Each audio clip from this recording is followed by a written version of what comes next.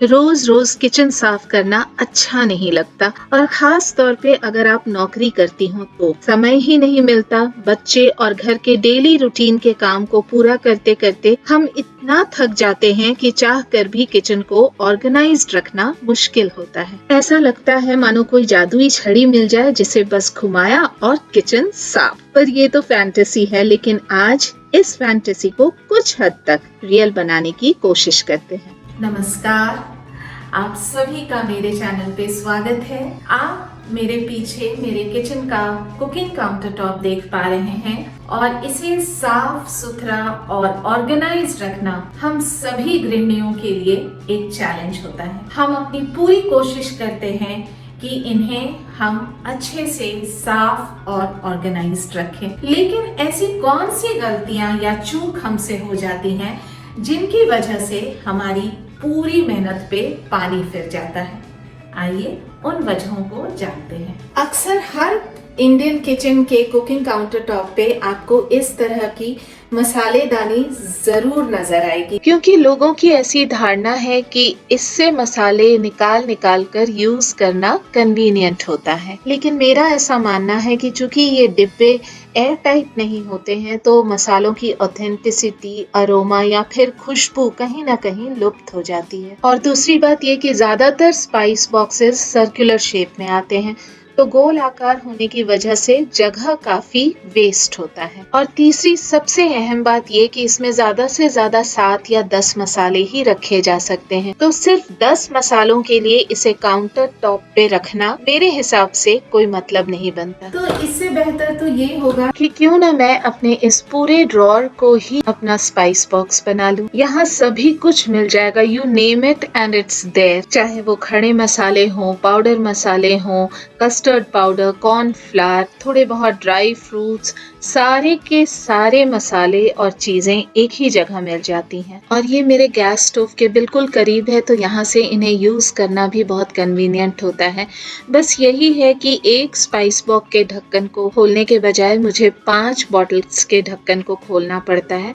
But it's all about habit, आदत बन जाती है। पर इसके फायदे भी तो हैं। एक तो ग्लास जार में मसाले फ्रेश रहते हैं और दूसरा मसालेदानी पे पड़े तेल मसालों के छींटों को रोज रोज साफ करने का झंझट भी नहीं। मैं चूंकि खुद कुकिंग करती हूँ, इन्हें 3-4 महीने में एक बार इस तरह से पोंछ देती हूँ और बस ये साफ हो जाते हैं। और उन पे लिखे गए लेबल को अगर चेंज करना हुआ तो नेल पॉलिश रिमूवर से उसे मिटाकर फ्रेश लिख देती हूँ। तो काउंटर टॉप को क्लटर फ्री और ऑर्गेनाइज्ड और साफ रखने के लिए इस मसालेदानी को काउंटर टॉप पे नहीं रखना चाहिए। इस तरह के किचन टॉवल और क्लॉथ नैपकिन के बास्केट को काउंटर टॉप पे नहीं रखना चाहिए।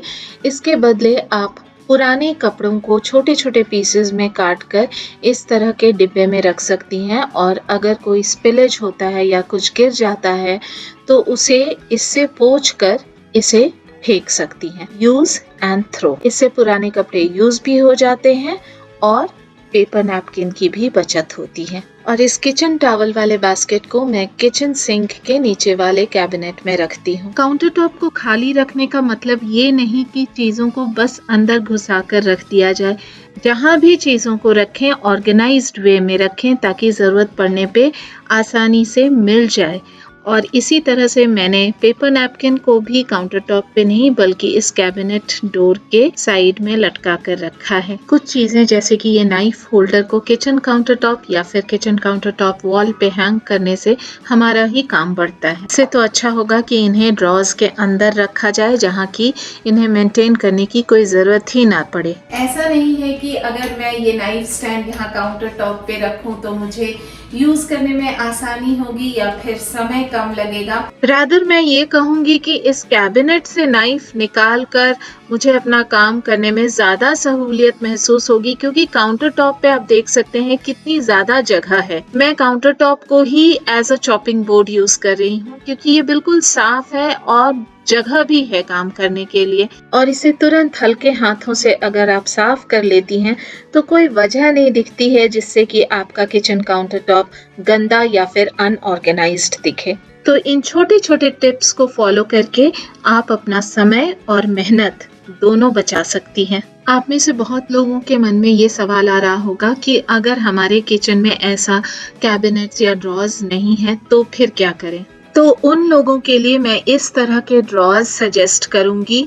ये अलग-अलग छोटे बड़े साइजेस में आता है, किसी में 3 ड्रॉर, किसी में 5, किसी में 8 भी होते हैं और अलग-अलग कलर्स में भी आपको फ्लिपकार्ट या अमेज़न पे मिल जाएंगे। मैंने इसे अमेज़न से लिया है। तो जो लोग रेंटेड अपार्टमेंट या फिर ट्रांसफरेबल जॉब में हैं, उनके लिए ये बहुत ही यूज़फुल रहता है, क्योंकि इसे आप डिसमेंटल करके भी स्टोर करके रख सकती हैं अगर यूज़ में नहीं है तो।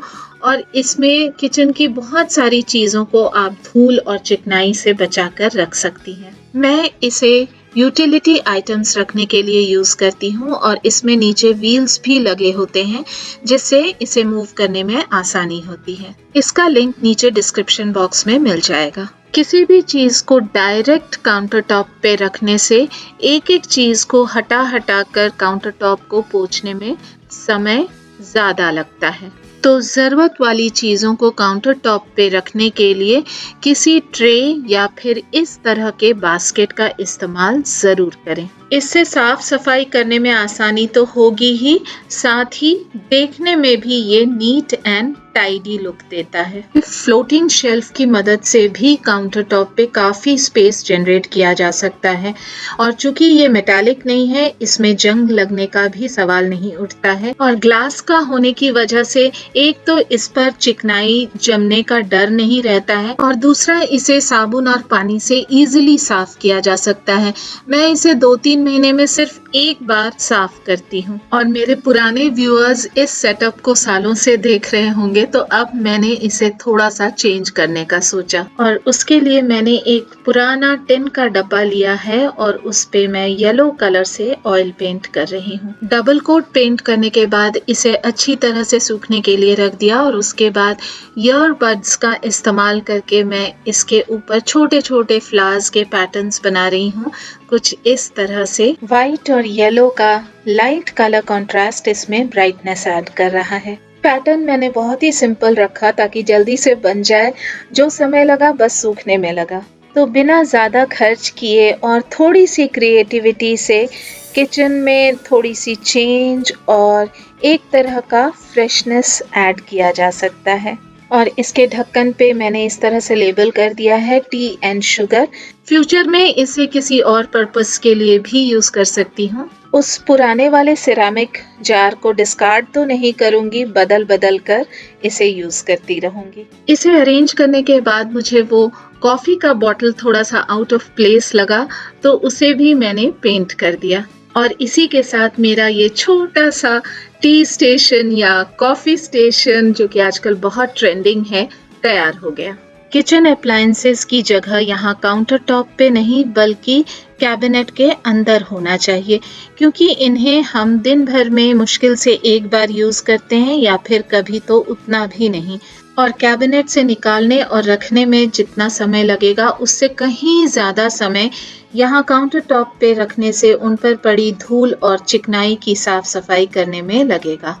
तो ये सारी चीज़ें तो आप किचन काउंटर टॉप पे ना रखें तो बेहतर।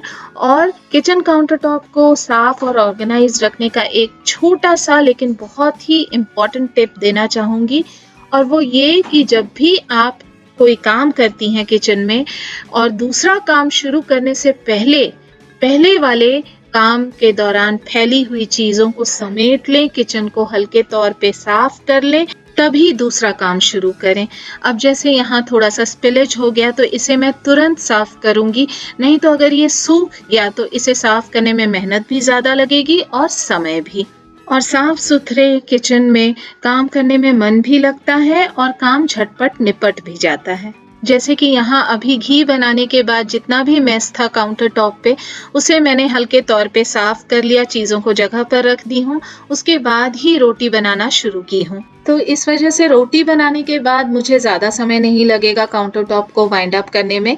फैले हुए किचन को वाइंड अप करना पहाड़ चढ़ने के बराबर लगता है और मन भी नहीं करता है, क्योंकि हम बहुत थक जाते हैं। तो बात सिर्फ इतनी सी है कि 80% ऑफ द टाइम हम किचन में ही बिताते हैं और अलग अलग परिस्थितियों में कभी कभी इतनी ज़्यादा हड़बड़ी रहती है, ख़ास तौर पे सुबह के वक्त, कि हम चीज़ों को इधर उधर रख ही देते हैं। That's normal. लेकिन इसका ये मतलब नहीं कि हम ऑर्गेनाइज करना ही छोड़ दें या साफ सफाई करना छोड़ दें या फिर काम ही करना छोड़ दें। तो इसलिए किचन गंदा होता है, लेकिन हमें अलग अलग तरीके से उसे ऑर्गेनाइज, उसे साफ सुथरा रखने की कोशिश करनी चाहिए। तो अगर आज का ये वीडियो और आइडियाज़ आपको पसंद आए हों, यूज़फुल लगे हों, तो इसे एक लाइक ज़रूर दे दीजिएगा। और चैनल को अगर अभी तक सब्सक्राइब नहीं किया है तो प्लीज़ इसे सब्सक्राइब कर लीजिए और नीचे दिए गए बेल आइकन को दबाने से आपको मेरे नए वीडियो की जानकारी तुरंत मिल जाया करेगी। और आप मुझे फेसबुक और इंस्टाग्राम पे भी फॉलो कर सकते हैं। तो आज के लिए बस इतना ही। मिलती हूँ अगले हफ्ते एक नए कंटेंट के साथ। तब तक के लिए बाय बाय।